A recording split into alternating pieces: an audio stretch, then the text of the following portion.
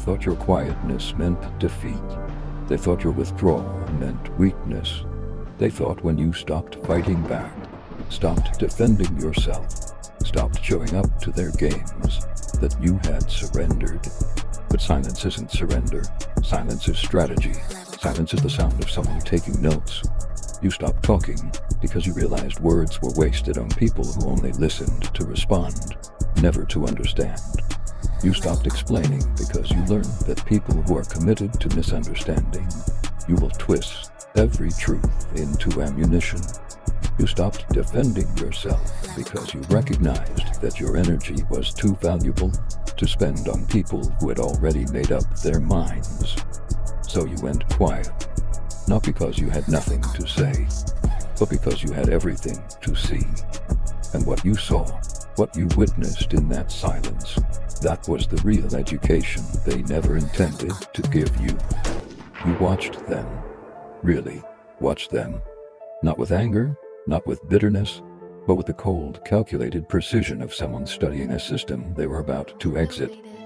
You saw how they moved, how they operated, how they maintained their fragile little hierarchies of control. You noticed the patterns, the manipulation disguised as care, the competition masked as friendship, the sabotage wrapped in smiles. You saw how they needed you smaller to feel bigger, how they needed you confused to feel certain, how they needed you struggling to feel successful. And the more you watched, the more you understood. This wasn't your world. This was their cage. And they had been trying to convince you it was a castle. You saw the bars they had disguised as boundaries. You saw the locks they had named love. You saw the chains they called connection.